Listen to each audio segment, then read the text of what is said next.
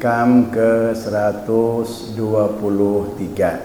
Bismillahirrahmanirrahim. Mana'aka antadda'iya ma laisa laka mimma huwa lil makhlukin. Apa yubihu laka antadda'iya wasfahu wa huwa rabbul alamin. Mana'aka, Allah melarang kamu, antadda'iya mengakui, malaisa laka sesuatu yang bukan milik kamu, mimma huwa lil makhluki dari sesuatu yang dimiliki makhluk. Apa yubihu laka, apa mungkin Allah membolehkan engkau antadda'iya wasfahu mengakui sifatnya, wa huwa rabbul alamin, sedangkan Allah Rabbul Alamin adalah Tuhan semesta alam. Sifat Allah bukan sifat kita, diakui oleh kita, punya kita. Kalau tadi kita dilarang oleh Allah untuk mengakui milik orang lain. Ayah mobil lewat tuh mobil orang, padahal mobil batur, kerja di bengkel, ngebetulin motor. Lalu motor itu belum selesai, udah jalan, kemudian nggak buru-buru diambil oleh pemiliknya. Kita pakai ke rumah pacar kita. Eta motor gonta-ganti bae. Saya mah memang dagang pugu mah motor pasen. Dibawa oleh dia, diaku motor manehna. Tah kos gitu teh ya, pegawaian pekerjaan kayak begitu, ngaku-ngaku punya orang lain, padahal itu bukan punya dia, Allah larang. Apalagi kalau kita mengaku-ngaku punya Allah, nggak boleh kita mengaku sifat Allah. Sifat Allah itu mana? Sifat Allah itu banyak, terkumpul di dalam Asmaul Husna. Kalau kita merasa seperti itu, berarti kita mengakui yang bukan milik kita. Allah bersifat kaya, Allah bersifat mulia, Allah bersifat gagah, kuat. Sifat-sifat itu bukan punya kita. Jangan kita menisbatkan sifat-sifat Allah itu kepada diri kita. Ketika kita tinggal di rumah di satu kampung itu nggak ada yang punya motor, pakai sepeda. Yang itu pun juga yang punya sepeda pun juga bisa dihitung. Kebanyakan kalau kemana-mana jalan kaki. Lalu kita punya motor PCX. Begitu kita tinggal di kampung itu, keadaan orang di kampung itu jangankan punya motor, sepeda juga masih bisa dihitung. Lalu kita merasa pangbengarna. Tah, itu maksudnya. Merasa kaya kita itu. Kaya itu bukan sifat manusia. Sifat dasar manusia itu adalah fakir. Kaya bukan sifat manusia, tapi sifat Allah. Maka jangan kita merasa kaya. Saya sekampung ini orang yang paling kaya. Nulain eueun masantren, dia masantren bisa baca kitab. Lalu dia merasa pang ustada di lembur eta. Orang yang alim itu, sifat alim itu bukan sifat manusia. Innahu kana zaluman jahula, sifat dasar manusia yang bodoh. Ada enggak orang yang begitu lahir ke dunia langsung tahu apa-apa? Enggak ada. Manusia begitu lahir ke dunia enggak punya apa-apa, telanjang. Manusia begitu lahir layak lamun saean enggak tahu apa-apa. Kemudian diberi oleh Allah tahu, kemudian diberi rezeki, punya dia. Jadi sifat dasar manusia itu bodoh. Sifat dasar manusia itu fakir. Sehingga kalau kita merasa kaya, berarti kita itu mengaku-ngaku yang bukan milik kita. Kaya itu punya Allah. Kita mah fakir. Lalu kita merasa kaya, berarti kita mengaku-ngaku yang bukan punya kita. Dilarang oleh Allah, nggak boleh. Kalau kita punya perasaan begitu, ini belum kepikiran sama orang-orang syariat mana. Awas nih. Kalau kita merasa kaya, kita merasa kuasa, kita merasa mulia, ngerasa panghebatna, berarti kita itu membuat tandingan dengan Allah atau membuat sekutu. Kalau ada orang yang merasa kaya, berarti dia itu min musyrikil qalbi, sikap musyrik hati. Jadi kemusyrikan itu bukan hanya dosa zahir, kolbu pun juga ada kemusyrikan. Contohnya tadi, kalau orang merasa kaya, berarti dia itu sudah dihukumi musyrik. Musyrik kepada Allah itu. Contoh lagi nih, ada orang udah kotor, pakaiannya pun juga nggak pernah dicuci, badannya banyak tato, sholat enggak, berpapasan dengan kita mau ke musola, mau ke masjid, mau sholat berjamaah, lalu ada geritik dalam hati kita merasa lebih suci dengan orang itu. Sedangkan yang suci itu siapa? Milik Allah. Kalau kita merasa suci, berarti kita menyekutukan Allah secara batin. Musyrik kolbu namanya itu. Atau ketika kita itu merasa lebih tinggi dari orang itu, berarti ada rasa takabur dalam diri kita. Sementara takabur atau maha besar itu milik Allah. Kalau kita merasa besar dari makhluk yang lain, berarti kita berupaya untuk menyamakan diri kita dengan Allah. Menyamakan diri kita itu namanya musyrik. Jadi ketika kita merasa hebat, ketika kita merasa alim, ketika kita merasa kaya, ketika kita merasa berkuasa, itu kita itu telah menyamakan diri kita dengan Allah, menyekutukan Allah dengan kita itu. Makanya mana'aka antada'a ma laysa laka mimma huwal makhlukin. Nah, untuk lebih supaya detil lagi, kita kembali nih ke hikam yang kemarin tuh. Kan saya bahas baru separoh ya. Pada hikam yang ke-122 nih. Kun bi'awsofi rububiyatihi muta'alliqan.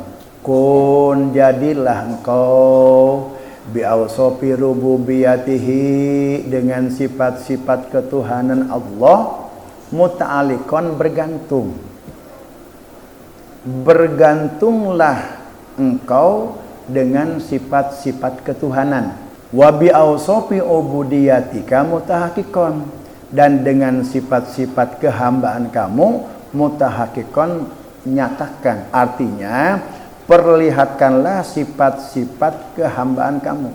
Sifat rububiyah, sifat ketuhanan itu banyak.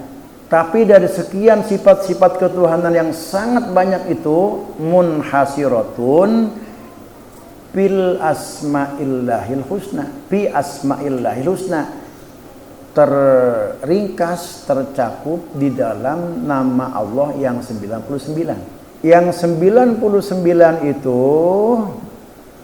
iltaqo ala arba'atin, diciutkan lagi kepada 4 sifat. Mana sifat yang 4 itu? Al-ghaniyu, kaya, wal izu, mulia, wal qudratu, kuasa, wal quwwatu, dan kuat. 4 sifat itulah yang merupakan 4 sifat pokok dari sifat-sifat ketuhanan. Selain Allah nggak ada yang punya itu. Nggak ada yang punya sifat kaya, nggak ada yang punya sifat mulia, nggak ada yang punya sifat kuasa, tidak ada yang bersifat kuat kecuali Allah. Bergantunglah kamu kepada sifat-sifat ketuhanan yang 4 tadi. Dah dulu. Kemudian wa bi awsofi ubudiyatika mutahaqqiqan, perlihatkanlah sifat-sifat kehambaan kamu. Sifat kehambaan kita itu la haula wala quwata illa billah. Kita mah nggak punya apa-apa, nggak punya kekuatan, nggak punya keadaan. Haula itu keadaan kita. Kita nggak punya sifat apa-apa, semuanya punya Allah. Wala quwata, nggak punya kekuatan. Dari sifat-sifat haula wala quwata itu juga taltaqi bi arba'atin, dikelompokkan ke dalam 4 sifat kelompok dasar manusia. 1 al-fakir, kalau Allah al-ghani, sifat dasar manusia fakir.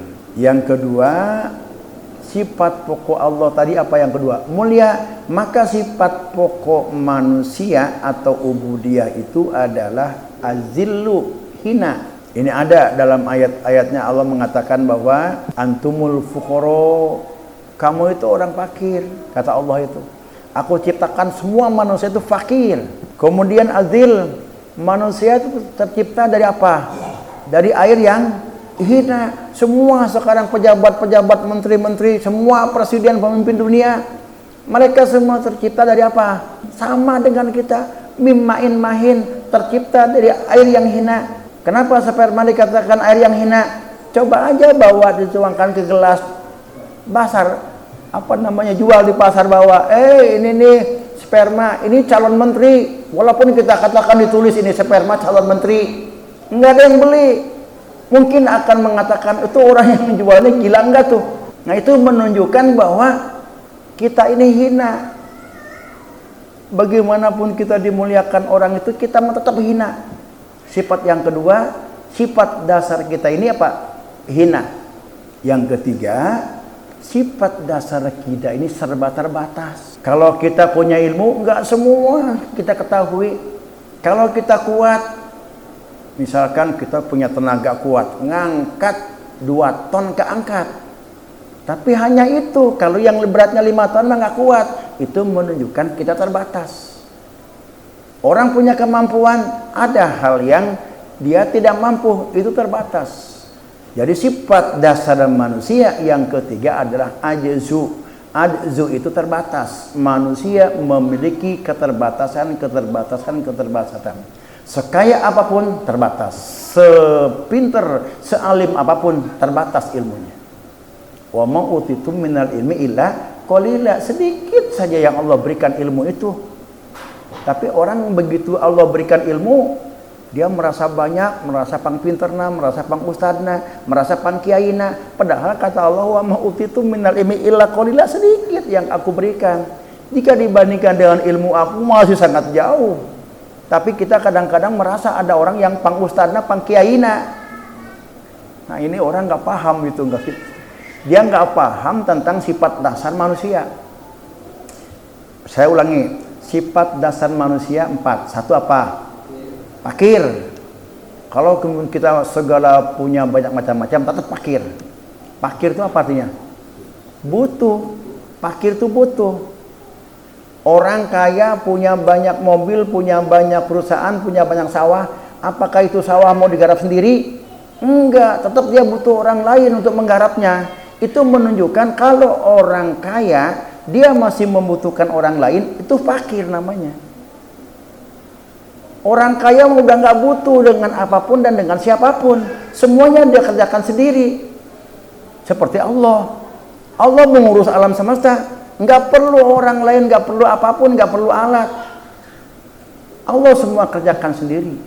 Karena Allah kaya. Yang keempat tadi, belum ad-dha'fu. Dha'fu itu lemah. Manusia atau sifat dasar manusia lemah. Lemah itu dasarnya tidak mempunyai kemampuan. Tolong diingat itu, bahwa kita itu fakir, bahwa kita itu hina, bahwa kita itu terbatas, bahwa kita itu lemah. Bahkan Syekh Ibnu Athaillah begini, bagaimana supaya kita menyadari bahwa kita itu fakir, bahwa kita itu hina, bahwa kita itu mulia terbatas, bahwa kita itu lemah. Tiap hari kita nyatakan kepada diri kita, berdiri di depan kaca, lalu kita katakan, hei kamu fakir, kamu orang yang hina, kamu orang yang bodoh, kamu orang yang terbatas, kamu orang lemah. Terus kita ngomong, tunjuk-tunjuk diri kita tuh, supaya kita ini nggak merasa hebat, kita nggak merasa mulia. Tiap hari dah pagi coba dah. Jadi kita ini disuruh Allah apa tadi? Bergantung dengan sifat-sifat ketuhanan. Bagaimana kita menggantungkan diri kita kepada sifat Allah dan bagaimana kita memperlihatkan sifat-sifat dasar kita. Caranya bagaimana? Ada 2. Ini penting ini supaya kita bisa Satu, jangan menisbatkan sifat-sifat ketuhanan kepada diri kita. Seperti apa kalau orang yang menisbatkan sifat ketuhanan? Aku ini orang kaya, aku ini mulia. Walaupun enggak diomongin, cuma ada rasa saja. Ketika dia datang ke sebuah riungan, dicium orang bolak-balik, kemudian juga disuruh duduknya pun juga di atas kasur, kemudian minumnya pun juga lain. Kalau yang lain cukup pakai aqua kecil, dia mah pakai gelas gede. Lalu dia merasa mulia. Nah, ini nih. Walaupun dia nggak ngomong kepada orang lain saya mulia, tapi dia ada rasa dalam kalbu, dia merasa mulia dengan diperlakukan orang lain. Kita suka gitu nggak tuh? Yang kedua, akui bahwa kita itu tidak memiliki daya dan kekuatan. Kayak apa omongan yang seperti itu? Omongan yang mengandung bahwa kita tidak menisbatkan sifat Allah kepada diri kita, dan kita menyadari mengakui bahwa kita itu la haula wala quwwata illa billah. Contohnya kayak begini nih. Ya Allah, kalau misalkan ada orang yang diberi bisa punya mobil, punya rumah bagus, punya usaha banyak, laku, sehingga dia punya banyak kekayaan.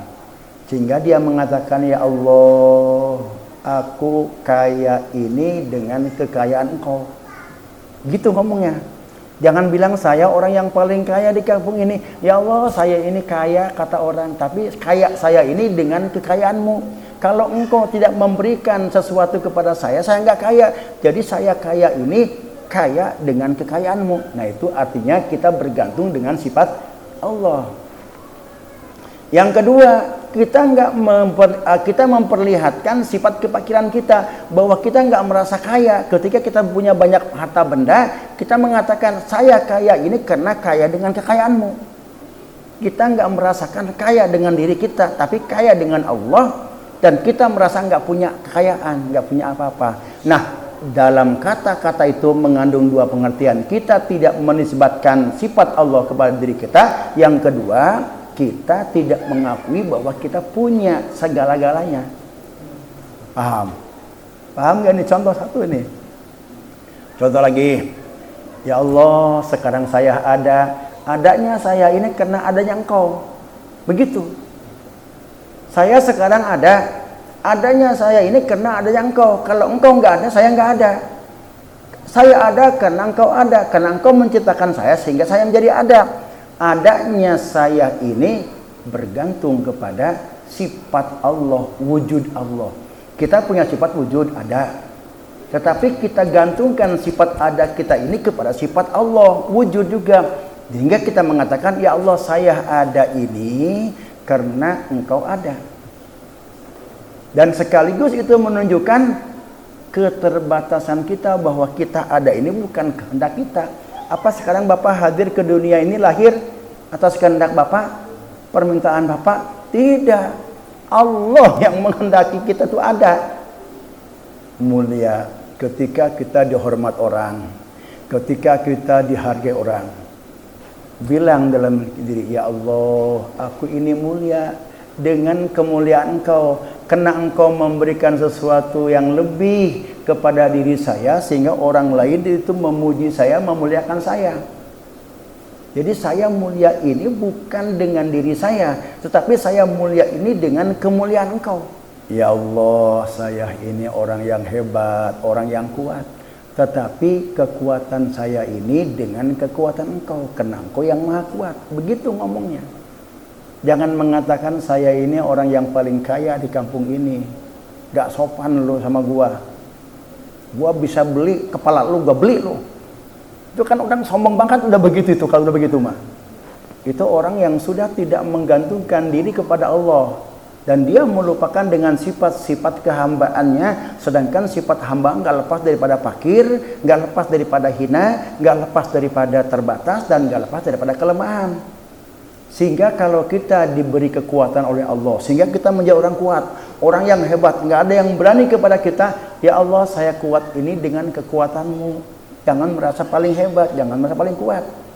Kalau kita diberi kekayaan, jangan mengatakan paling kaya sehingga kita tuh mudah tersinggung jika dihina atau dihinakan orang, langsung marah kita. Kalau kita merasa kayanya dengan diri, tapi kalau kita merasa kaya, bahwa saya kaya ini dengan kekayaan Allah, karena Allah memberikan dan mempermudah rezeki kepada saya, sehingga saya beli mobil, sehingga saya bisa beli sewa, sehingga saya punya toko banyak.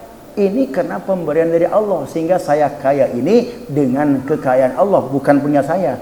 Menunjukkan fakir kan itu, orang fakir, dan dia menunjukkan bergantung dengan sifat-sifat dasar Allah, sifat pokok Allah.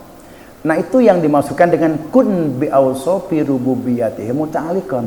Kita jangan menisbahkan sifat Allah itu kepada diri kita, tetapi ikuti dengan sifat kehambaan. Contohnya tadi itu, walaupun kita nggak ngomong, tapi kita itu merasa ketika kita itu dihormat orang, dimuliakan orang. Misalkan gini, kan kita suka ada nih ngundang dalam riungan, dalam acara maulid misalkan, datanglah orang itu dewan, langsung kan orang pada berdiri menghormat dia. Kalau kebetulan kita itu sebagai dewan, lalu dihormat orang pada berdiri, orang memberikan salam, jangan ada rasa di dalam hati merasa mulia. Kalaupun juga ada rasa mulia, ikuti, ya Allah saya mulia ini karena dengan kemuliaan Engkau.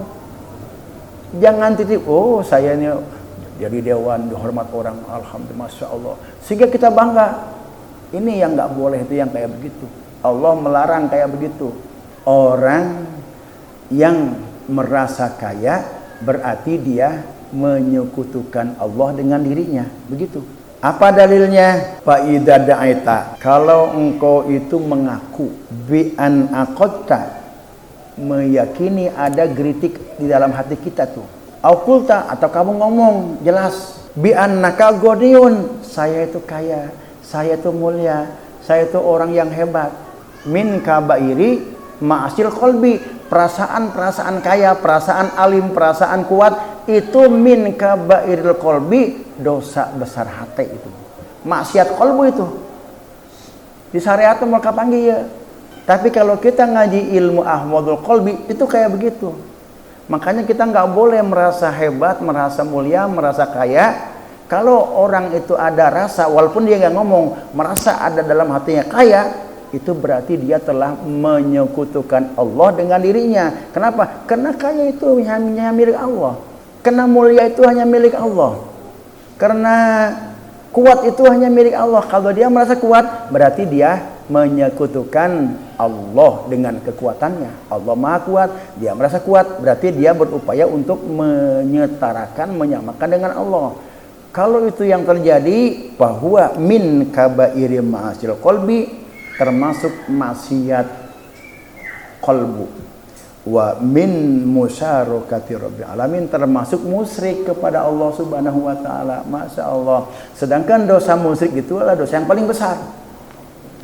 Wa min abhasil fawahis, di antara kejahatan yang paling jahat, indal arifin, menurut orang-orang yang arif billah, wujudu syai'in min syarikatil qalbi, apabila terjadi penyekutuan qalbu. Seperti apa penyekutuan qalbu itu? Merasa mulia, merasa kaya, merasa kuat, merasa apa lagi? Merasa kuasa. Cuma sampai situ kita merasa perasaan itu adalah lebih besar atau lebih jahat daripada kejahatan-kejahatan. Orang zina perbuatan jahat, orang mabok perbuatan jahat, orang judi perbuatan jahat. Tapi kita terjadi penyekutuan kolbu, lebih jahat daripada yang jahat. Artinya apa? Lebih besar dosanya daripada zina, daripada mabuk, daripada mencuri, daripada maksiat yang lainnya. Kalau kita punya merasa paling besar, merasa paling mulia, merasa paling kuasa, merasa paling kuat, jangan begitu. Karena itu adalah sifat-sifat Allah. Kita disuruh bergantung kepada Allah Subhanahu wa taala. Walidzalika, oleh karena itu nahana, Allah itu melarang kepada kita al-ittisofa bil izzi, jangan merasa mulia, wa talabir risaah, jangan merasa tinggi, wa di'ai dzalika fil maqal, dan mengakui secara kata-kata, jangan mengakui itu.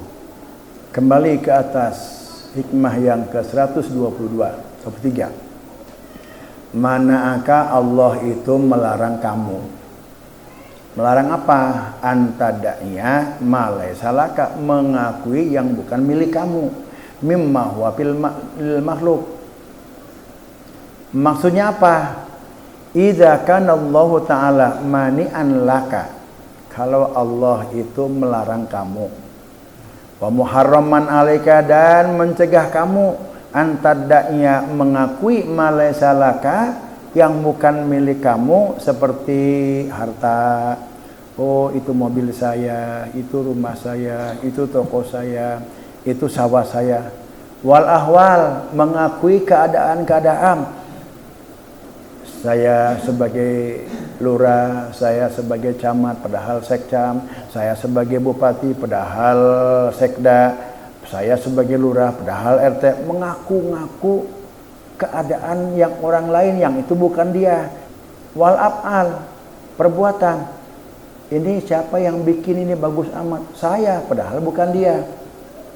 Kalau dulu nih, kita kan suka ada PR, kita nggak bisa nyuruh mama atau bapak untuk mengerjakan PR itu. Kita yang nulis, kemudian didikte, lalu dibawa ke sekolah, ditanya oleh guru, ini siapa yang ngerjain? Saya, padahal bapak. Kayak begitu tuh, mengaku perbuatan orang lain tuh, kayak begitu contohnya tuh. Wal akwal, nggak boleh juga mengakui perkataan orang lain. Hari ieu tek pidato bagus amat, ieu menang nulis benang nyul saya, eta nangin saya anu gede khutbah eta saya nanyeun kamari naon sambutan eta lurah ge sambutan 17 Agustus saya nanyeun, padahal itu bukan boleh dia. Nggak boleh. Allah itu melarang kita untuk mengakui sesuatu yang Allah berikan kepada orang lain, baik itu berupa harta, berupa keadaan, berupa perbuatan, berupa ucapan. Kalau itu terjadi, musamman dzalika zulman wa udwan, itu disebutnya kezoliman dan melampaui batas, kata Allah Subhanahu wa taala. Wa muwaidan ala dzalika adzaban alima, orang yang mengaku-ngaku milik orang lain, baik harta maupun keadaan maupun ucapan maupun perbuatan, wa muwaidan ala dzalika adzaban alima, Allah ancam dengan azab yang pedih. Artinya apa? Teu meunang doraka. Lamun orang mengaku-ngaku yang punya orang lain, eta hukumna doraka, teu meunang. Pala saminna, kata Rasulullah, itu bukan umatku. Wal yatabawa maq'adahu minan, nanti di akhirat itu sudah disediakan tempatnya orang yang mengaku-ngaku yang bukan punya dirinya, dia akan ditempatkan di neraka. Wa qala aidan, dalam hadis lain dikatakan, manidda'a ila ghairi abihi, barang siapa yang mengaku-ngaku orang tua orang lain. Kiai anu bin anu, padahal bukan. Aya jelema kiai bapakna sareman, ngaku naon itu, ngaku Usman, padahal Usman lain bapakna, eta mah naon ngaranna bapak kolot tibikangna, ngaku saya bin Usman, padahal bapak mah Sarman. Tuh manidda'a ila ghairi abihi, orang yang ngaku-ngaku orang tua bapak atau ayah orang lain, padahal itu bukan. Wa huwa ya'lamu, dan dia tahu itu bukan ayah saya, tapi dia akui. Fal jannatu aliharamun, moal bisa asup ke surga, ke situ teh moal.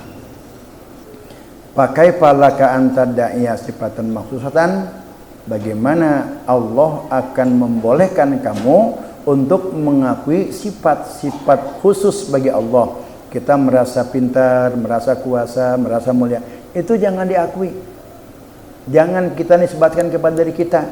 Kita boleh mengatakan saya ini kaya dengan kekayaan-Mu ya Allah. Saya ini kuat dengan kekuatan-Mu ya Allah. Begitu ngomongnya itu. Ya. Nah ini Syekh Ibnu Athaillah melalui hikam yang ke-123 mengarahkan ke situ. Itulah yang bisa saya sampaikan. Kalau ada yang nggak cocok, saya insya Allah apa yang saya sampaikan ini sesuai dengan apa yang ada di dalam kitab ini. Hikmah yang ke-124, wallahu a'lam bishawab.